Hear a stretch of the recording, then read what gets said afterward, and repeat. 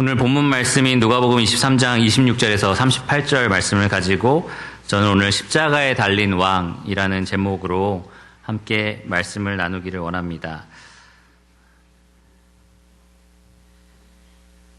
사실 오늘 본문은 누가복음 설교 시리즈를 시작할 때부터 계속해서 시간이 될 때마다 조금씩 계속 묵상해 왔던 말씀이고, 이 말씀을 함께 나누게 될 날을 제가 많이 기다렸었는데요. 오늘 드디어 주님이 우리를 위해서 어떤 일을 당하셨는지 또 어떤 본을 보이셨는지 함께 나눌 수 있게 하여 주심에 감사를 드립니다. 오늘 본문 말씀의 배경은 이제 빌라도가 지난주에 저희가 살펴본 대로 이제 유대 관리나 백성들의 요구에 따라서 예수님을 십자가에 못 박도록 내주었고요. 그리고 오늘 본문은 그 이후에 예수님이 당하신 여러 가지 고난들을 이야기를 하고 있습니다. 장소를 생각해 볼 때는 이 빌라도 총독의 그 관정에서 시작을 하고요. 그리고 고난의 길을 통과하여 이 골고다 언덕에 십자가에 못 박히실 때까지 그 과정을 오늘 본문이 설명하고 있습니다. 오늘 본문을 통해서 저는 세 가지를 여러분들에게 꼭 말씀을 드리기를 원합니다. 첫째로는 이 예수님이 어떤 고난을 당하셨는지 함께 살펴보기를 원합니다. 정말 육체적으로 정신적으로 어떠한 고통을 받으셨는지, 그것이 바로 우리를 위한 고통이었다는 사실, 그래서 주님이 얼마나 우리를 사랑하셨는지 한번 살펴보기를 원합니다. 둘째로는 그 많은 고통을 당하시면서 주님이 어떤 심정을 가지셨는지, 하나님 아버지에 대해서 어떠한 마음을 품고 계셨는지 살펴보기를 원하고요. 세 번째로는 이 고통 중에 주님이 입을 열어서 하신 말씀이 무엇인지 살펴보기를 원합니다. 오늘 말씀을 통해서 저는 그래서 예수님이 우리를 얼마나 사랑하셨는지 한번 헤아려 보기를 원하고요. 또 주님이 우리에게 본받으라고 하신 주님의 마음, 그리고 이웃사랑의 본을 함께 살펴보기를 원합니다. 말씀을 찾으신 줄 알고 먼저 본문 누가복음 23장 26절에서 38절을 제가 읽도록 하겠습니다. 그들이 예수를 끌고 갈 때에 시몬이라는 구레네 사람이 시골에서 오는 것을 붙들어 그에게 십자가를 지워 예수를 따르게 하더라. 또 백성과 및 그를 위하여 가슴을 치며 슬피 우는 여자의 큰 무리가 따라오는지라. 예수께서 돌이켜 그들을 향하여 이르시되 예루살렘의 딸들아, 나를 위하여 울지 말고 너희와 너희 자녀를 위하여 울라. 보라, 날이 이르면 사람이 말하기를 잉태하지 못하는 이와 해산하지 못한 배와 먹이지 못한 젖이 복이 있다 하리라. 그때에 사람이 산들을 대하여 우리 위에 무너지라 하며 작은 산들을 대하여 우리를 덮으라 하리라. 푸른 나무에도 이같이 하거든 마른 나무에는 어떻게 되리요 하시니라. 또 다른 두 행악자도 사형을 받게 되어 예수와 함께 끌려가니라. 해골이라 하는 곳에 이르러 거기서 예수를 십자가에 못 박고 두 행악자도 그렇게 하니 하나는 우편에 하나는 좌편에 있더라. 이에 예수께서 이르시되 아버지, 저들을 사하여 주옵소서. 자기들이 하는 것을 알지 못함이니이다 하시더라. 그들이 그의 옷을 나누어 제비 뽑을새 백성은 서서 구경하는데 관리들은 비웃어 이르되 저가 남을 구원하였으니 만일 하나님이 택하신 자 그리스도이면 자신도 구원할지어다 하고, 군인들도 희롱하면서 나와 신포도주를 주며 이르되 네가 만일 유대인의 왕이면 네가 너를 구원하라 하더라. 그의 위에 이는 유대인의 왕이라 쓴 패가 있더라. 오늘 이 말씀을 통해서 우리가 예수님이 십자가형 선고를 받고 나서 당하신 여러 가지 육체적인 고난을 먼저 살펴보기를 원하는데요. 방금 제가 읽은 이 말씀 내용을 잘 생각해 보시면 이 복음서 기자들이 이 예수님이 당하신 육체적인 고난에 대해서 그렇게까지 자세히 설명하지 않았다는 것을 알 수 있습니다. 극도로 그들이 표현을 아낍니다. 아마도 이 복음서를 기록한 목적이 예수님이 육체적인 고난을 얼마나 당하셨는지 설명하는 데 있지 않았기 때문일 것입니다. 하지만 예수님이 당하신 이 고난은 절대로 가벼운 고난이 아니었습니다. 이 육체적인 고통은 절대로 보통 사람들이 그냥 감수할 수 있는 그러한 수준의 고통이 아니었습니다. 또 주님이 당하신 수많은 모욕과 수치는 정말로 우리의 상상을 초월하는 그러한 고통을 가져다 주었습니다. 그래서 이 시간 먼저 주님이 어떠한 육체적인 고통을 당하셨는지, 또 정신적으로는 어떠한 수치와 모욕을 당하셨는지 조금은 자세히 알아보기를 원합니다. 성경은 예수님께서 질고를 지셨다, 또 슬픔을 당하셨다라고 표현하는데요. 그냥 질고를 지시고 슬픔을 당하셨다라고 하지 않았고요. 뭐라고 했는지 아십니까? 그는 실로 누구의 질고를 지고요? 우리의 질고를 지고 우리의 슬픔을 당하셨다라고 말을 합니다. 앞으로 제가 설명드릴 예수님이 당하실 고통, 예수님이 당하신 수치와 모욕, 이 모든 것은 사실 우리가 당해야 했던, 우리가 당해 마땅한 그러한 고통이었다는 것입니다. 세 가지 단계로 살펴볼 텐데요. 예수님이 빌라도 총독 관정에서 당하신 고난, 그리고 고난의 길을 통과하실 때 당한 고난, 그리고 마지막으로 골고다에서 당하신 고난을 살펴보기를 원합니다. 먼저 사형수에게 이제 이 사람을 십자가형에 처하라 라고 말하고 나면 보통 그 죄수를 데려다가 모진 채찍질을 가합니다. 잘 훈련된 고문 기술자, 이 로마의 릭토르라고 부르는 그러한 고문 기술자가 있었는데요. 채찍질을 아주 잘하는 사람입니다. 그래서 죄수가 어떻게 해야지 고통을 더 받는지, 또 특별히 죄수가 더 힘들어하는 부위가 있다면 그것을 집중적으로 때릴 수 있게 훈련되어 있는 고문 기술자였습니다. 이 십자가형을 받은 죄수는 무조건 먼저 이렇게 채찍질에 맞게 되어 있었는데요. 거의 초죽음에 이르기까지 채찍질을 가하게 됩니다. 겨우 십자가를 들고 이 사형장까지 이동할 수 있을 정도의 체력만 남겨놓고 무조건 이 사람을 때려서 기운을 잃어버리게 만드는 그러한 무서운 채찍질이었습니다. 마태와 마가는 이것에 대해서 채찍질 하였더라라고 아주 간단하게 기록했지만 사실은 절대 감당하기 쉬운 고통이 아니었습니다. 채찍은 몽둥이에 여러 갈래로 갈라져 있는 가죽끈이 달려 있었고요. 그리고 그 가죽끈 끝에는 아주 날카로운 금속이나 뼈 조각이나 아니면은 유리 혹은 날카로운 돌, 심지어는 어떤 동물의 발톱 같은 것들이 박혀 있었습니다. 그래서 죄수의 몸에 그 채찍을 가하면 그 유리나 쇠 조각들이 어떻게 될까요? 죄수의 살에 박히겠죠. 박히고 그것을 떨어뜨리면, 이렇게 다시 떼어내면 그 살이 뼈에서 뜯어져 나오는 그러한 식의 채찍이었습니다. 3세기 역사학자 유세비수의 말에 따르면 이 로마 시대에 했던 이 잔인한 채찍질에 대해서 이 채찍질은 죄수의 핏줄을 다 드러내고 근육, 힘줄, 심지어 장기들을 외부로 드러나게 했다. 이렇게 기록을 했습니다. 실제로 이 채찍에 맞은 사람들 중에서는 이 십자가형에 가기 위해서 맞는 채찍이었는데 이 채찍을 맞는 중에 죽는 죄수들도 많이 있을 정도로 굉장히 잔인하고 극심한 고통을 주는 그러한 채찍질이었습니다. 예수님은 먼저 온몸에 발가벗기는 그런 일을 당했을 거고요. 그리고 기둥에 손을 묶고 그리고 몸을 굽혀서 이제 채찍을 맞는 내내 그것을 견뎌내셔야 했습니다. 유대인은 39대를 넘지 않게 하는 법이 있었습니다. 39대를 넘지 않는 법. 그래서 성경에 보면 40에 하나 감한매라는 표현들이 있습니다. 40에 하나 감한매. 유대인들에게는 그러한 어떤 인권을 보호하는 그러한 식의 제도가 있었고 맞는 부위도 등이나 어깨 정도 그렇게 제한을 두었는데요. 로마법은 그렇지 않았습니다. 로마법은 집정관이 그만하라라고 할 때까지 계속해서 때리는 것이었고요. 맞는 부위도 전혀 제한이 없었습니다. 그렇기 때문에 아마도 예수님은 온몸이 벗겨진 채로 묶인 상태로 계속해서 매를 맞았을 거고요.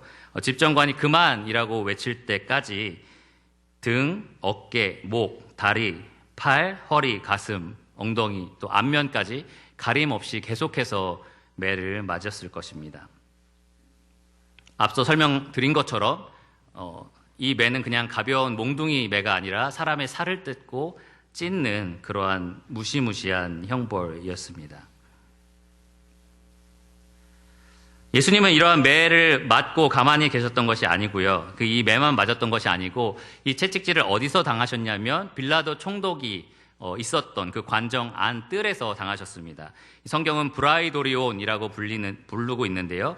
그런 관정 뜰에 이 성경의 말씀에 보면 이 로마 군병들이 다 모였다라고 표현을 합니다. 이 총독이 다 거느리고 있는 군병이 약 600명 정도가 되는데요. 예수님이 이 채찍질을 맞으셨을 때 그 600명 가량 되는 군병들이 예수님 주위를 둘러싸고 있었습니다.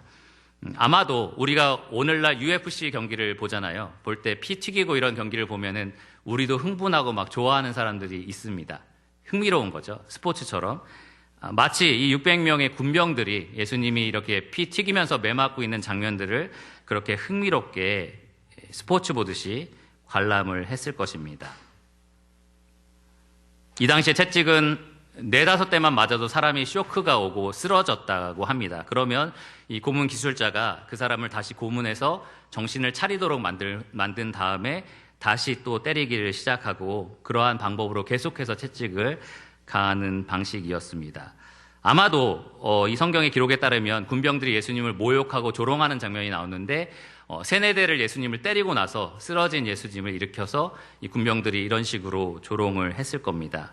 성경의 기록에 따르면 예수님의 벗겨진 몸 위에 이 군병들이 홍포를 입히고 붉은색 홍포를 입히고 그리고 오른손에는 갈대를 씌우게 하고 머리에는 가시관이 씌워져 있었고 그리고 군병들이 유대인의 왕이여 라고 조롱을 하면서 그렇게 절하는 척하고 놀려대는 장면을 성경이 기록을 하고 있습니다.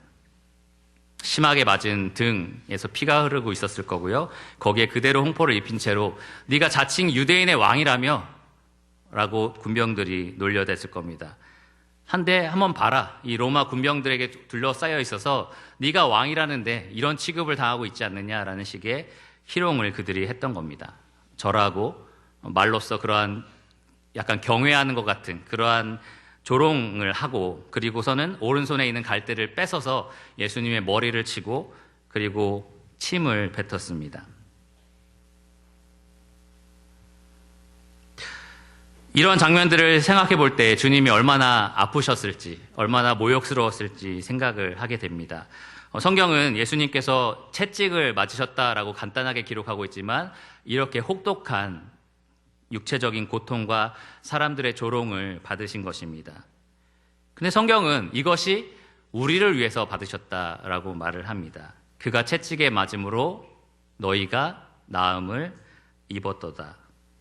예수님께서 채찍을 이렇게 혹독하게 고통스럽게 맞으신 이유는 바로 우리가 나음을 입기 위해서였습니다.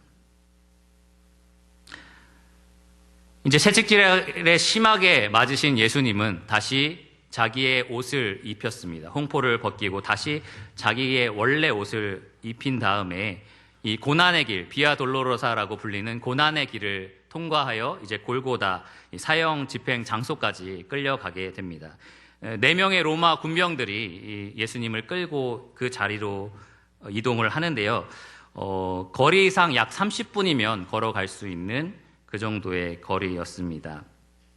이 고난의 길 행렬은 로마가 만들어낸 특별한 어떤 장치였습니다. 이 사람이 유대인의 왕이라고 주장을 했고 유대인의 왕이면 행차를 하잖아요. 사람들 보는 앞에서 행차를 하잖아요. 퍼레이드라고 저희가 얘기를 하죠. 그러니까 왕이 퍼레이드를 하는 겁니다. 그런데 나무 십자가를 들고 죽으러 가는 장면인 거죠. 그러니까 수많은 사람들이 나와서 그 사람을 비웃고 조롱하면서 그렇게 희롱하는 그러한 장면들이 연출되었습니다. 아주 좁은 골목마다 많은 사람들이 나와서 이 예수님을 조롱하고 비난했을 겁니다. 유대인의 왕이 여기 행차하신다. 자칭 유대인의 왕이라는 사람의 꼴을 한번 봐라 라는 식으로 비난을 했을 겁니다. 예수님을 끌고 가는 이 로마 군병들도 너희들 똑똑히 봐라.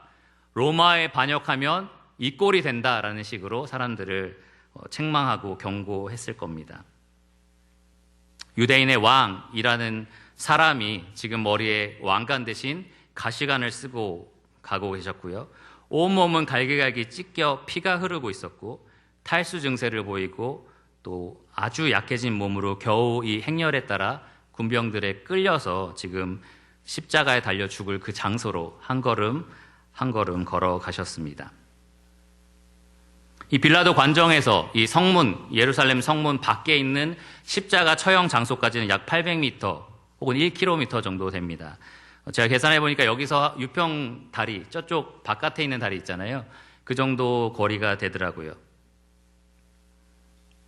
아주 먼 거리는 아니었지만 예수님은 밤새 쉬지 않고 신문을 당하셨고요. 방금 전에 말씀드린 것처럼 극심한 채찍에 맞으셨습니다. 약 40km나 되는 이 십자가의 가로막대기, 이것을 들고 그 거리를 걸어갈 수는 없었던 그러한 상태였습니다. 아마 처음에는 예수님이 짊어지고 가셨을 겁니다. 가면서 이 다리에 힘이 풀리고 이 몸에 기력이 없으니까 그대로 넘어져서 이 돌바닥에 얼굴을 부딪히고 이렇게 여러 번 넘어지는 과정을 겪었을 겁니다. 이 로마 군병들은 죄수가 이렇게 쓸데없이 동정받는 것을 원하지 않았습니다. 사람들이 불쌍하게 생각할 수 있잖아요. 그러니까 이 예수님 대신 십자가를 메고 갈 사람을 찾았는데 마침 잘못된 시간, 잘못된 장소에 와 있던 사람 하나가 있었습니다. 그 사람 오늘 26절에 나오는 것처럼 구레네 사람 시몬이었습니다. 오늘날 북아프리카 이 리비아라는 나라 사람이었던 거고요. 당시에는 구레네라는 나라였습니다. 그 사람은 이 구레네라는 시골에서 이제 예루살렘으로 왔다가 이 로마 군병에게 잡혀서 어쩔 수 없이 예수님 대신 이 나무 십자가를 지고 사형장까지 가게 되었습니다. 예수님은 지금 온몸에 힘이 없으셨고요. 피를 흘리고 계셨고 수많은 사람의 모욕과 조롱을 당한 상태로 사형장으로 끌려가고 계셨습니다. 왜 이런 고난을 당할까? 사람들이 아마 생각했을 겁니다. 유대인의 왕이라는 이유로 왜 이러한 고난과 수치를 당하고 있을까? 성경은 이렇게 말합니다. 그는 곤욕과 신문을 당하고 끌려갔으나 그 세대 중에 누가 생각하기를 그가 살아있는 자들의 땅에서 끊어짐은 마땅히 형벌받을 내 백성의 허물 때문이라 하였으리요. 주님이 모욕을 당하신 것, 핍박을 당하신 것, 고난을 당하신 이유는 자기 백성의 허물 때문이었습니다. 여러분과 저의 허물 때문이었습니다. 이제 마지막 장소인 십자가로 가보겠습니다. 예수님이 이제 십자가로 걸어가셨고요. 그 앞에 시몬이 십자가를 들고 예수님 앞서 이 골고다, 히브리어로 골고다라고 하고요. 이 로마가 썼던 언어인 라틴어로는 갈보리라고 합니다. 골고다 혹은 갈보리라는 곳에 드디어 이르게 되었습니다. 골고다 갈보리의 뜻은 해골인데요. 둘 다 해골이라는 뜻을 가지고 있는데 아마도 수많은 죄수가 거기서 죽고 시체가 거기서 버려져서 해골이 되기 때문에 해골이 많이 쌓아져 있었을 겁니다. 그래서 해골이라고 불렀을 수도 있고요. 또 다른 이유는 이 언덕 자체가 해골 모양이기 때문일 수도 있습니다. 오늘날 십자가 성지순례를 가면 실제로 해골 모양의 언덕이라고 하더라고요. 그래서 그러한 장소였을 수도 있습니다. 예수님과 함께 두 흉악범이 이 십자가에 달리기 위해서 따라왔는데 이 셋 중에 정말 십자가에 달려 죽어 마땅한 죄인은 둘밖에 없었습니다. 예수님 좌편과 우편에 못 박힌 이 흉악범 두 사람이 정말 십자가에 달려서 죽어야 될 죄인들이었고요. 이 가운데 예수님께서는 전혀 죄가 없으신데 여러분과 저의 죄 때문에 그렇게 십자가에 달려 죽어야만 했습니다. 이 범죄자와 똑같은 취급을 당해야 했습니다. 이 갈보리 오르막길을 올라가서 이 시몬이 가로막대기를 내려놨을 때 십자가의 세로막대기가 거기에 이미 준비되어 있었고 이 십자가 이 가로막대기와 세로막대기를 서로 부착을 합니다. 이 부착을 하면 이제 죄수를 거기다가 못을 박는 것입니다. 예수님은 그 자리에서 다시 한번 이 옷이 완전히 발가벗겨졌고요. 그리고 십자가 형틀에 양팔을 벌리고 누워서 양 손목에 이제 못을 박았습니다. 아마도 양 발목에도 똑같이 목을 박았을 겁니다. 이 발목 밑에는 십자가의 발 받침대라는 게 이렇게 작게 나와 있는 게 있었는데요. 이 발 받침대는 죄수가 자기 이 체중을 이렇게 감당할 수 있도록 준 편안한 장치처럼 보이지만 사실은 그렇지 않습니다. 그 받침대 없이 죄수를 이렇게 못 박다 보면은 이 체중이 온 체중이 다 손목에 쏠리잖아요. 그러면 이 죄수가 여기서 찢어져서 바닥으로 떨어질 수도 있기 때문에 이 발 받침대를 두는 것이었고요. 또 다른 이유는 받침대가 있어야만 죄수가 질식해서 죽지 않으려고 몸을 들어 올릴 수가 있습니다. 다리에 힘을 주고. 그렇게 해야만 죄수가 몇 날 며칠을 고통받으면서 죽을 수가 있었기 때문에 이 발 받침대를 만들어 두었습니다. 최대한 죄수가 오랜 시간 고통받고 죽게 하기 위해서 만들어 놓은 잔인한 장치 중에 하나였습니다. 예수님을 십자가에 처음 못을 박을 때에 우리가 개구리 실험 해부를 하잖아요. 해부 실험을 할 때 개구리에게 먼저 뭘 합니까? 마취를 하죠. 왜 마취를 하죠? 배를 가를 때 개구리가 발작을 하면 안 되잖아요. 그래서 마취를 합니다. 마찬가지로 십자가에 못을 박을 때 죄수들을 이렇게 편안하게 못 박게 하기 위해서 진통제 같은 것을 먹입니다. 이 포도주와 몰약을 섞어서 이 죄수의 입에 넣어주게 되는데 그것이 진통제 작용을 어느 정도의 이 마취제 작용을 해서 죄수가 십자가에 못 박을 때 발작하지 않을 수 있도록 그렇게 만들어줍니다. 고통을 조금 잊어버릴 수 있는 거죠. 근데 흥미롭게도 예수님은 그것을 받지 않으셨습니다. 십자가의 고통을 맑은 정신으로 있는 그대로 다 받기를 원하셨습니다. 십자가의 못으로 예수님을 단단하게 고정하고 나서 예수님의 몸을 이제 지상에 높이 매달아 놓게 되는데요. 우리가 쉽게 생각할 때 예수님은 한 2, 3m 높이 올려져서 모든 사람이 보게끔 그렇게 못 박았지 않았을까 싶은데요. 실제로 이것을 연구한 사람들의 말에 따르면 약 60cm 정도만 높았다고 합니다. 그러니까 실제로 예수님 발 앞에서 누군가가 예수님을 모욕하고 조롱한다면 눈과 눈을 마주치면서 할 수 있을 정도의 그 정도의 가까운 높이였습니다. 십자가에 달렸을 때 사람이 죽는 가장 큰 이유 중에 하나는 질식사였는데요. 양 손목에 체중이 실리면서 사람의 몸이 밑으로 처지게 됩니다. 그러면 팔이 점점 늘어나게 되고요. 어깨가 이제 탈골되고 이제 폐와 횡격막에 엄청난 압박이 오면서 사람의 이 몸이 숨을 들이마실 수만 있는 상태가 됩니다. 내쉴 수는 없는 상태가 되는 거죠. 그러면 죽잖아요. 그래서 그것을 숨을 쉬어서 살기 위해서는 죄수가 다리에 힘을 주고 몸을 높이 들어 올려야만 합니다. 그러려면 이 다리에 온 힘을 집중해서 힘을 줘야 하는데 그러면 이 양 발목에 못 박힌 그 자리가 굉장히 고통스러운 것입니다. 그렇게 해서 몸을 들어 올리면 숨을 이제 내쉴 수가 있는 거죠. 그리고 나서 다시 이 몸에 힘이 빠지면 다시 몸이 점점 내려오면서 다시 숨을 들이마실 수밖에 없는 상태가 됩니다.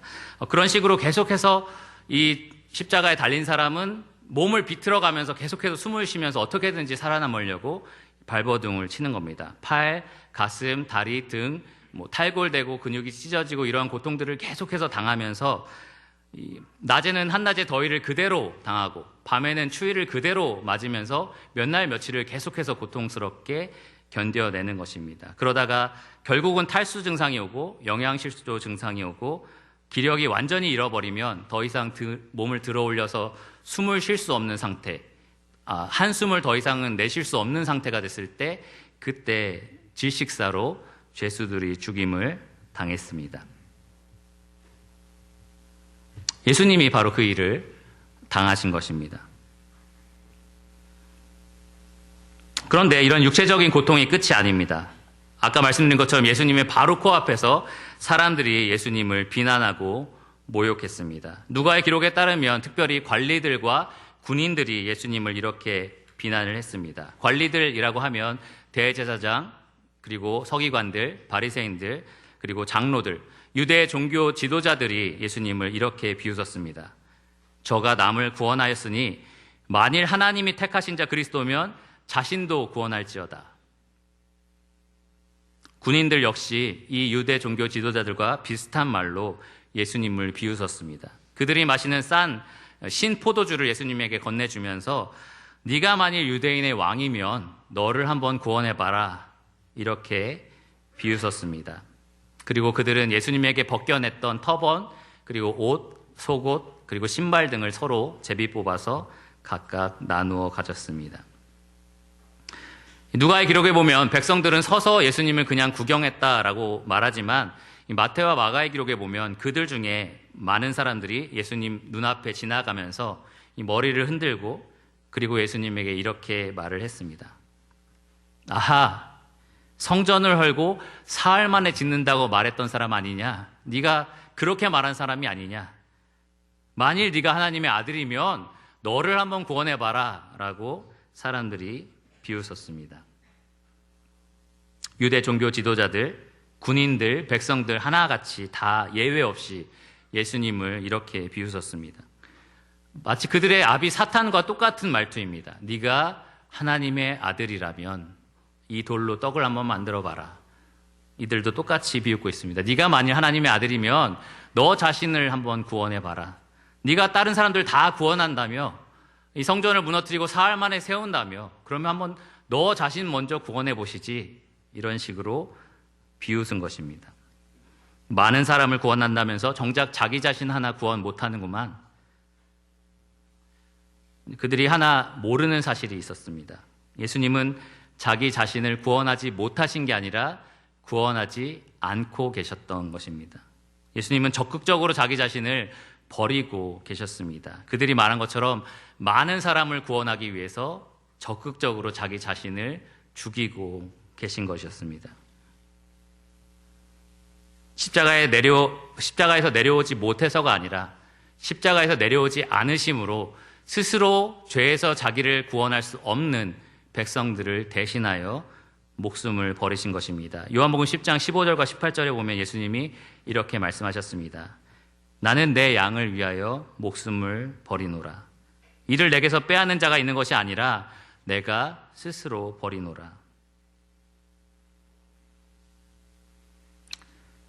예전에 멜 깁슨 감독이 만든 패션 오브 크라이스트라는 영화가 있었습니다. 제가 청년회 때에 저기 뒤에 앉아 계신 염동훈 형제님과 같이 보러 간 적이 있었는데요. 영화를 본다고 해서 신나서 팝콘과 콜라를 사가지고 앉아서 이제 재미있는 영화를 봐야겠다 이렇게 보는데 첫 시작이 겟세마네 동산의 기도 장면이더라고요. 그래서 어떤 내용이 펼쳐지려나 했는데 갑자기 잡혀가더니 마지막 끝나는 장면이 이제 십자가에 못 박혀서 돌아가신 장면이거든요. 그러니까 이 지금 제가 설명드린 고난의 장면들이 처음부터 끝까지 쭉 나오는 겁니다. 채찍 맞는 장면, 뭐 조롱받는 장면, 이 모든 장면들이 쭉 나오는 거고 마치 내 앞에서 누군가가 고문당하는 장면을 그냥 보고 있는 것 같아요. 그러니까 팝콘을 도저히 먹을 수가 없더라고요. 그래서 이거 어떻게 입에서 녹여 먹어야 되나 이렇게 옆에 있는 사람들 막 울면서 막 기도하고 이러는데 이거 어떻게 해야 되나라는 생각이 들고 그때 옆에 있던 동훈이 형도 도저히 못 보겠다 이렇게 얘기를 하시더라고요. 그래서 그 장면을 보면서 저도 많이 이제 생각을 하게 됐는데 영화는 사실 실제 일어난 일보다 심하지 않았을 겁니다. 그리고 만약에 우리 눈앞에 예수님이 그렇게 당하는 장면을 우리가 그 자리에 가서 볼 수 있다면 아마 이렇게 편안한 마음으로 보지는 못했을 겁니다. 왜 저 사람이 저렇게 극심한 고통을 당해야 할까? 왜 무슨 죄를 졌길래 저렇게 채찍에 맞아야 할까? 저런 조롱을 받아야 되고 저렇게 침뱉음을 당해야 되고 저 십자가에 달려서 저 흉악범들과 함께 못 박혀야 했을까라는 생각으로 많이 우리도 의아해하면서 좀 가슴 아프게 그 장면들을 바라봤을 겁니다. 예수님이 한 대 맞으실 때마다 아마 우리 가슴도 떨리고 그러한 안타까운 마음이 들었을 겁니다. 그런데 그 모든 고통과 고난이 바로 저와 여러분들을 위한 것이라는 사실입니다. 주님이 받으신 고통은 바로 우리가 받아야 하는 고통이었습니다. 그가 찔림은 우리의 허물 때문이었습니다. 그가 상함은 우리의 죄악 때문이었습니다. 그가 징계를 받음으로 우리가 평화를 누렸고요. 주님이 채찍에 맞음으로 우리가 나음을 받았습니다. 우리는 다 양 같아서 그릇 행하여 각기 제갈 길로 가는 인생들이었지만 하나님께서 하나님의 양으로 우리를 삼아주기 위해서 하나님의 자녀로 우리를 삼아주기 위해서 우리 모두의 죄악을 예수 그리스도에게 담당시키셨습니다. 제가 방금 묘사한 아주 자세하진 않지만 이 예수님이 당하신 많은 수치와 고난들 바로 저와 여러분들을 위한 것이었습니다.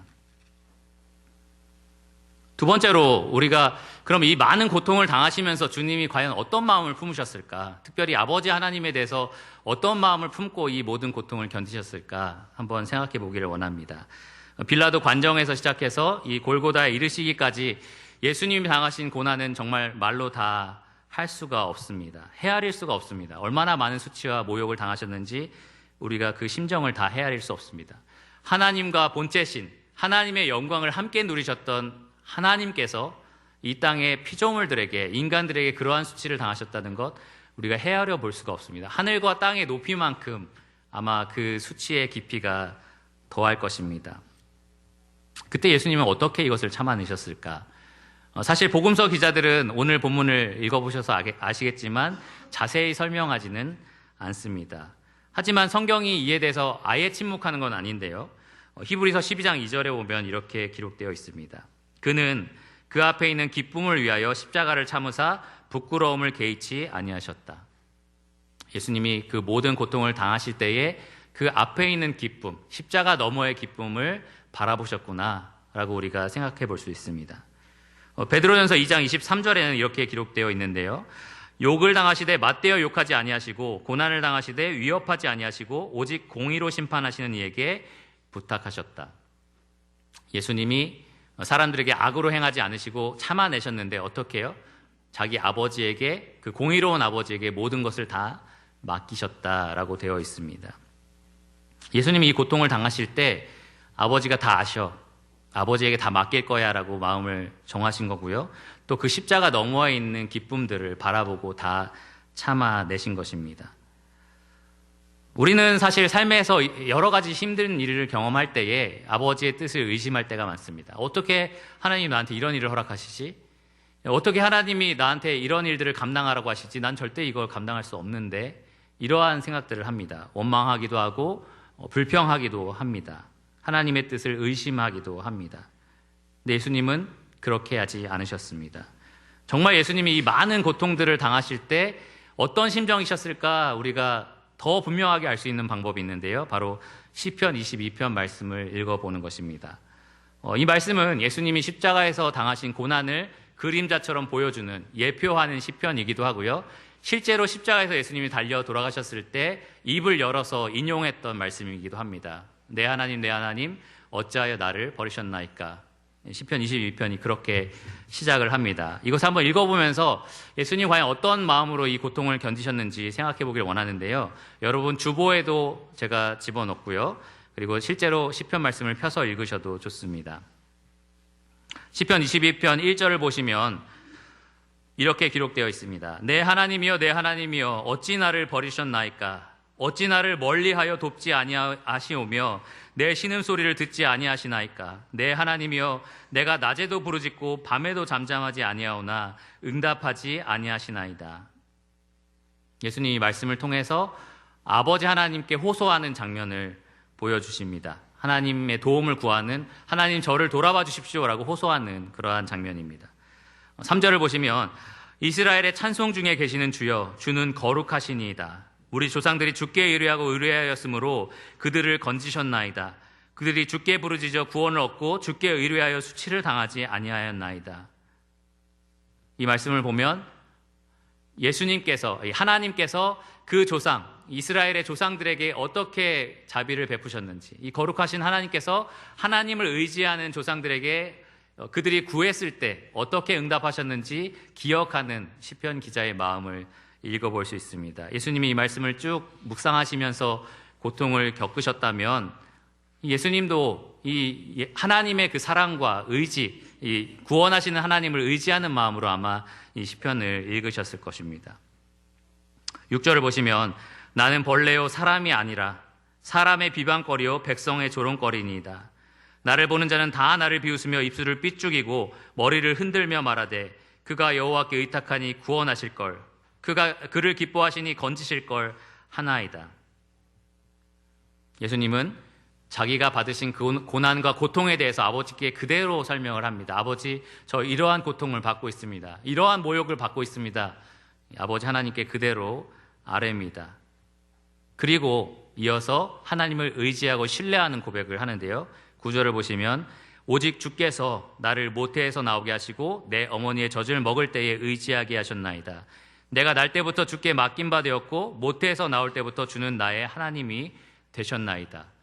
전에는 이스라엘 백성들, 자기의 조상들이 하나님의 구원을 어떻게 경험했는지 묵상했다면 이제는 내가 날 때부터 하나님 나에게 얼마나 신실하셨는지, 나를 어떻게 건지셨는지를 설명을 합니다. 그것을 묵상하면서 하나님, 지금도 하나님은 나를 구원하실 것을 믿습니다. 이렇게 고백을 합니다. 11절부터 18절을 보시면 다시 한번 자기가 당하는 고통에 대한 호소가 있는데요. 나를 멀리하지 마옵소서. 환란이 가까우나 도울 자 없나이다. 많은 황소가 나를 에워싸며 바산의 힘센 소들이 나를 둘러쌌으며 내게 그 입을 벌림이 찢으며 부르짖는 사자 같으니이다. 나는 물같이 쏟아졌으며 내 모든 뼈는 어그러졌으며 내 마음은 밀랍 같아서 내 속에서 녹았으며 내 힘이 말라 질그릇 조각 같고 내 혀가 입천장에 붙었나이다. 주께서 또 나를 죽음의 진토 속에 두셨나이다. 개들이 나를 에워쌌으며 악한 무리가 나를 둘러 내 수족을 찔렀나이다. 내가 내 모든 뼈를 셀 수 있나이다. 그들이 나를 주목하여 보고 내 겉옷을 나누며 속옷을 제비 뽑나이다. 정말 예수님이 당하신 십자가 고난을 아주 생생하게 묘사하는 것과 같습니다. 예수님이 이러한 심정으로 아버지, 내가 이러한 고통을 당하고 있습니다라고 다시 한번 고난에 대한 토로를 하십니다.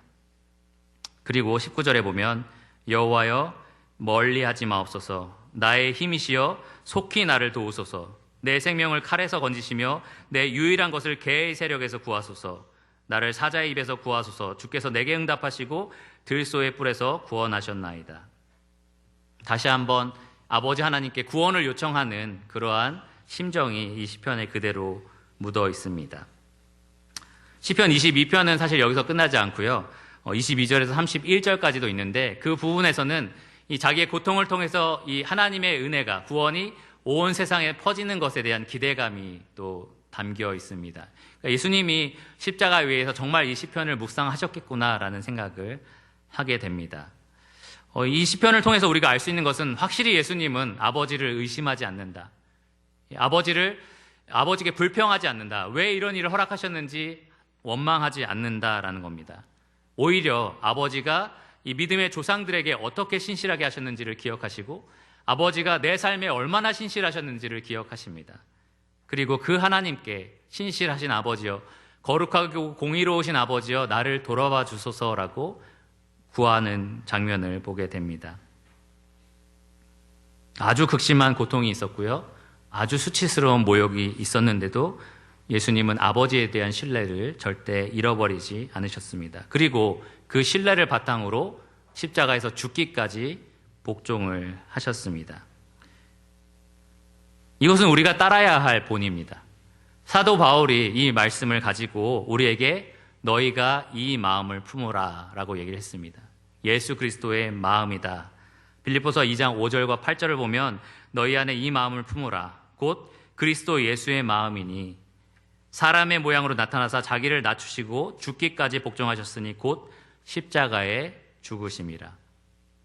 여러분과 제가 품어야 할 마음이 바로 십자가 위에서 예수님이 품으신 이 마음입니다.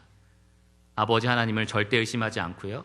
아버지 하나님께 불평과 원망하지 않고요. 아버지의 뜻을 확실하게 믿으면서 아버지 하나님의 구원을 기다리는 것입니다. 그 강력한 신뢰 아래 죽기까지 아버지의 뜻에 복종하신 그 마음을 우리가 본받아야 합니다. 십자가에서 자기 목숨이 끊어지는 그 순간까지 예수님이 우리에게 그 놀라운 본을 보여주셨습니다. 우리는 예수님이 당하신 육체적인 고난과 또 정신적인 수치와 모욕을 살펴봤고요. 그 고통이 우리를 위한 것이다 라고 말씀을 드렸습니다.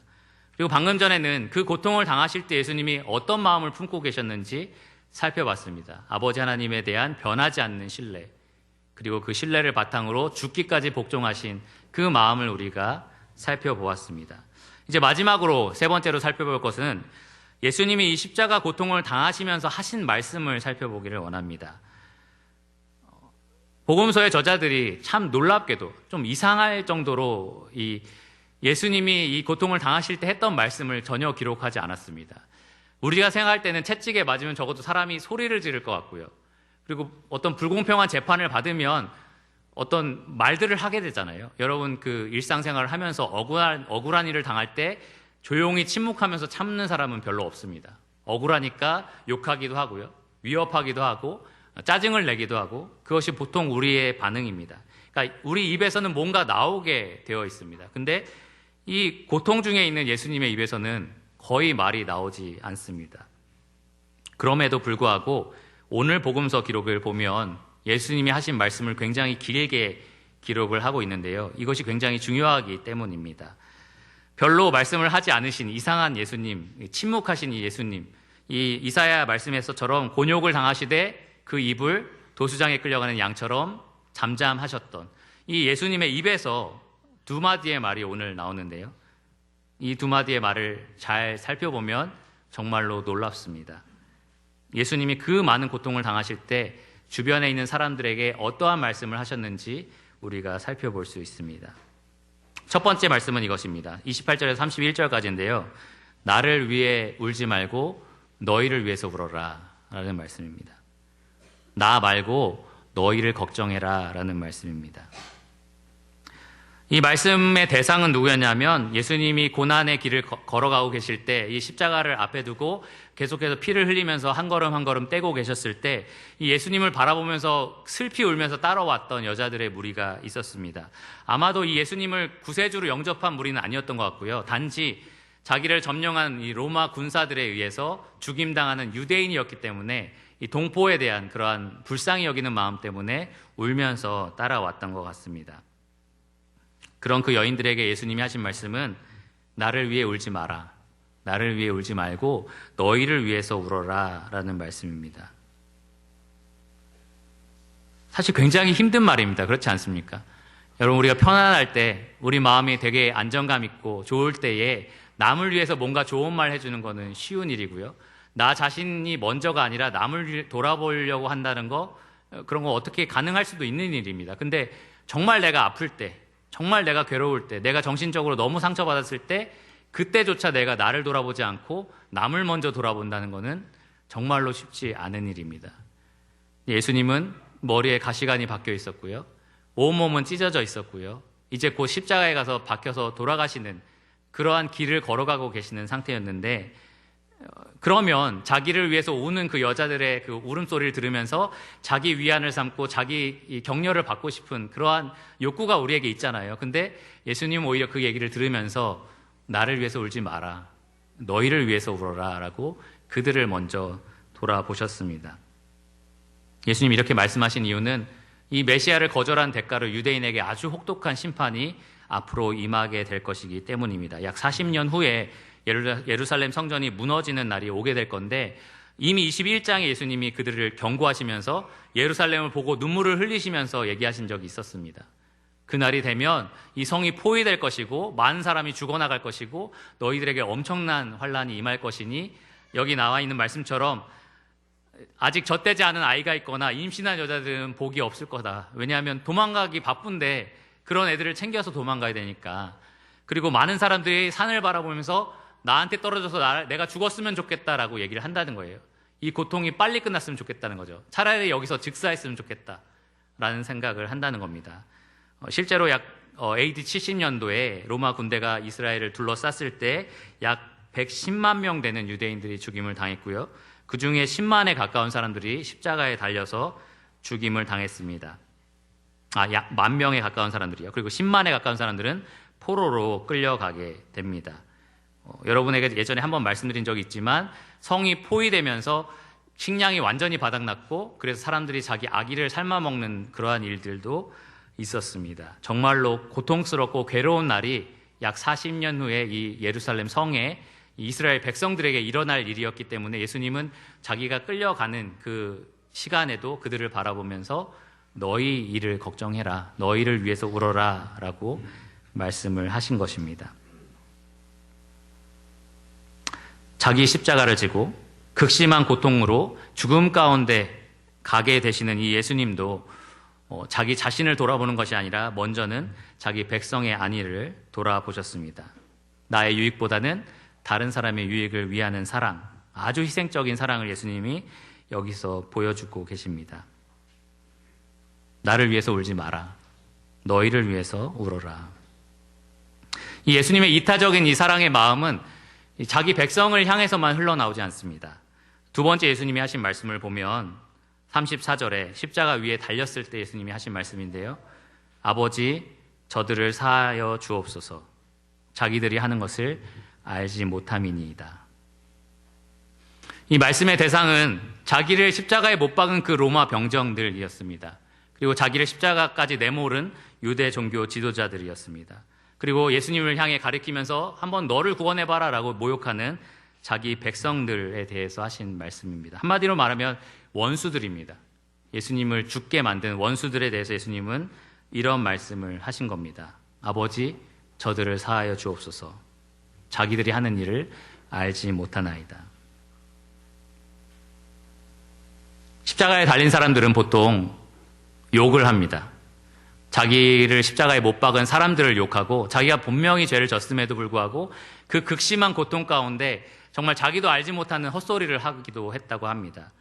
그러니까 자기 못 박은 사람 욕하고 저주하고 너희들 어떻게 되나 보자 이런 식으로 저주와 욕설을 퍼붓는 것이 보통 정상적인 죄수들이었는데 예수님은 전혀 그렇게 하지 않으셨습니다. 아무런 죄가 없이 거기에 달려 있었지만 오히려 그들에게 아버지, 저들의 죄를 사하여 주옵소서.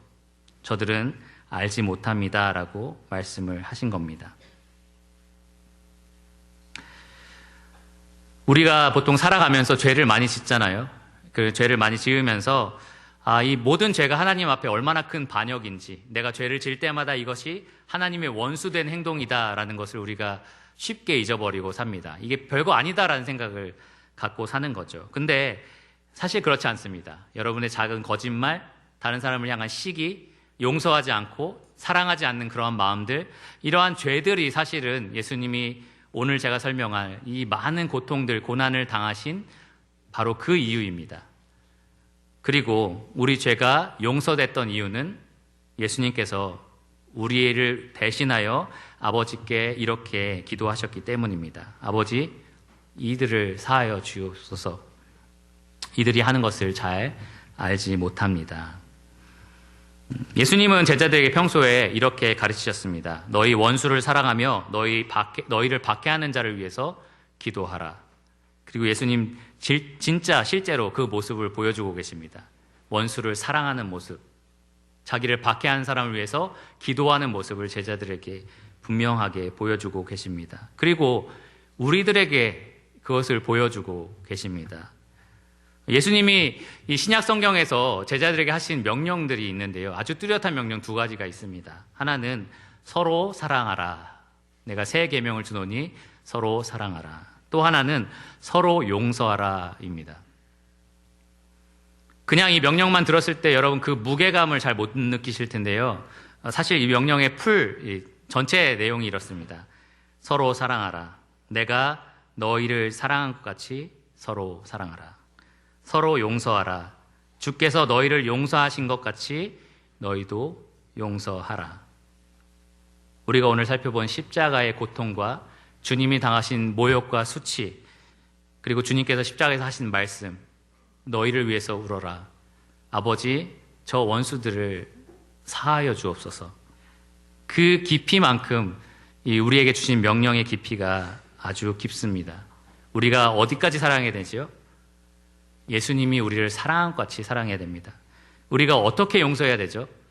예수님이 우리를 용서하신 것처럼 용서해야 됩니다. 잘 몰라서 그러는데 내가 사랑해야 될 대상은 정말 힘든 사람입니다. 내가 용서해야 될 대상은 진짜 나한테 무슨 짓을 했는지 아시면 아마 쉽게 용서하라는 말 못할 겁니다. 그렇게 계산하고 따지지 마시기를 바랍니다. 다만 주님이 여러분을 얼마나 사랑하셨는지, 주님이 여러분을 어떻게 용서하셨는지를 기억하시기를 바랍니다. 주님께서 보여주신 이 놀라운 사랑과 용서를 생각해 본다면 그 깊이를, 그것이 얼마나 무거웠는지를 우리가 생각해 본다면 우리가 그 어떤 핑계도 될 수 없을 것입니다. 오늘 말씀을 마무리하면서 다시 한번 이 예수님의 십자가를 대신 지고 갔던 시몬을 한번 생각해 보기를 원하는데요. 이 사도 바울은 로마서를 기록하면서 이 시몬의 아들, 이 구레네 사람 시몬의 아들 루포에 대해서 이렇게 이야기를 합니다. 주 안에서 택하심을 입은 루포, 그러니까 시몬의 아들이 주님을 믿는 사람이었다라는 겁니다. 그렇다면 이 루포의 아버지였던 시몬, 구레네 사람 시몬도 주 안에 택하심을 받은 이 성도였을 가능성이 굉장히 높습니다. 아마도 이 예수님 대신 십자가를 졌을 때까지는 예수님을 따르는 제자가 아니었지만 이 사건 이후로 어떤 계기로 이 시몬은 예수님을 따르는 제자가 됐을 겁니다. 여러분이 아마 시몬의 입장이라고 한번 생각해 보십시오. 어느 날 예루살렘에 여행을 왔는데 갑자기 한 죄수가 완전 피투성이가 돼가지고 걸어가고 있고 그 병정들이 여러분들을 가리켜서 십자가를 대신 져라 라고 말을 합니다. 거부할 권리는 없어요. 십자가를 대신 지고 약 40kg가 되는 무거운 나무 십자가를 짊어지고 이 골고다 언덕까지 힘차게 숨을 헐떡거리면서 올라갔습니다.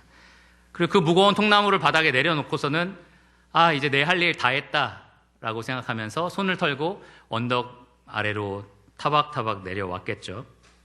그러면서 아마 시몬은 혼자 이런 말을 했을지도 모릅니다. 다행이다.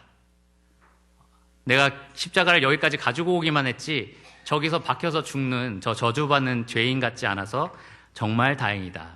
나는 여기까지 들고 오기만 했으니까 정말 다행이다 라고 생각했을지도 모릅니다. 근데 나중에 시몬이 예수님을 믿고 나서 어떤 생각을 했겠어요? 사실은 내가 거기 박혀 있어야 할 사람이었구나. 사실은 내가 그 자리에 있어야 되는 사람이었구나. 내가 피를 흘리고 거기서 죽임당해야 하는 죄인이었구나. 근데 내 뒤에 오셨던 그분이 나 대신 당하신 거구나라는 생각을 했을 겁니다. 찬송가 가사에 이런 내용이 있습니다. 나 위하여 십자가에 중한 고통 받으사 대신 죽은 주 예수의 사랑하신 은혜여 보배로운 피를 흘려 영영 죽을 죄에서 구속함을 얻은 우리 어찌 찬양 안 할까. 여러분과 제가 영원토록 예수 그리스도를 찬양해야 하는 이유가 바로 여기에 있습니다. 십자가에서 그분이 여러분과 저를 대신하셨기 때문입니다. 두 번째로 예수님은 우리에게 그 극심한 고통 중에도 아주 놀라운 본을 보여주셨습니다. 아버지 하나님을 의심하지 않고 끝까지 신뢰하면서 아버지 하나님의 뜻에 따라서 죽기까지 순종하신 그러한 놀라운 본을 보여주셨습니다. 아무리 힘들고 어려운 환경이 여러분들 지금 둘러싸고 있을지라도 이 예수님의 마음을 품으시기 바랍니다. 아버지 하나님을 끝까지 신뢰하겠습니다. 아버지 하나님의 뜻에 따라서 끝까지 순종하겠습니다. 그 마음으로 그 환난을 통과하시기를 바랍니다. 마지막으로 예수님이 하신 말씀을 기억해 보십시오. 나 말고 너희를 생각해라. 아버지 저들을 용서하여 주옵소서. 여러분이 여러분의 사랑하는 가족들과 이웃을 바라볼 때 품어야 할 마음입니다. 나 말고 너희 먼저 사랑하겠다라는 마음을 품으시기 바랍니다. 여러분의 사랑하는 사람들, 특별히 원수들을 생각할 때에 예수님의 이 용서를 기억하시기를 바랍니다. 아버지여, 저들이 하는 짓을 알지 못해서 그런 겁니다. 용서해 주시기 바랍니다라고 여러분 기도하시는 사람들이 되시기를 바랍니다. 이 십자가가 우리에게 이 놀라운 본을 계속해서 보여주고 있습니다. 그럼 말씀을 기억하시면서 기도하고 마치도록 하겠습니다.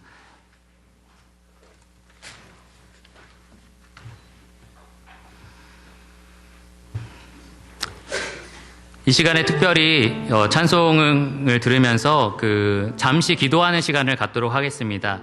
주님께서 여러분을 대신하여 당하신 고통을 묵상하시고요. 그리고 주님께 찬양하는 마음과 또 감사하는 마음으로 잠시 홀로 기도하는 시간을 가지시고요. 그리고 나서 제가 기도하고 말씀을 마치도록 하겠습니다.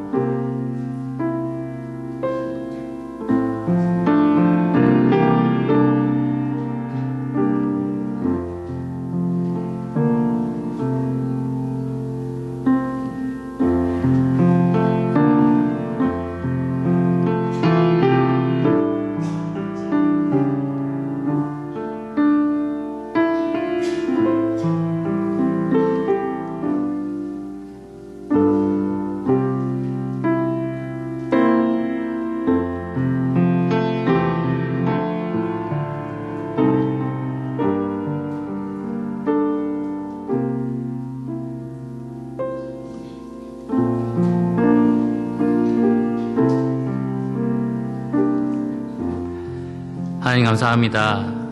그 사랑하는 아들을 우리를 대신하여 보내주셔서 이 극심한 고통과 모욕과 수치를 우리 대신 당하게 하여 주심에 감사를 드립니다. 우리가 이 놀라운 사랑을 받은 자로서 얼마나 이 사랑을 잊어버리고 사는지 모릅니다.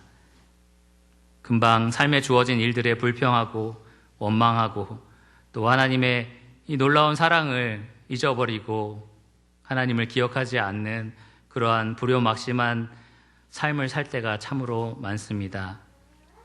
주님, 오늘 이 시간을 통하여 주께서 십자가에서 당하신 모든 고통과 고난을 가지고 또 우리를 얼마나 사랑하셨는지 보여주심에 감사를 드립니다. 주님 또한 십자가에서 우리가 따라야 할 본을 보여주심에 감사를 드립니다. 우리가 날마다 살아갈 때에 자기를 부인하고 자기 십자가를 지고 예수 그리스도를 쫓는 자들이 되게 하여 주시기를 원합니다. 그렇게 살아가는 삶 가운데 십자가의 은혜와 사랑이 우리의 삶의 원동력이 되고 또 능력이 되게 하여 주시기를 원합니다. 이 자리에 계신 모든 성도님들 마음속에 주님의 십자가가 늘 세워져 있어서 그 사랑과 또 은혜와 또 감사의 마음으로 날마다 주님처럼 살아가게 하여 주시기를 원합니다. 예수님 이름으로 감사드렸습니다. 아멘.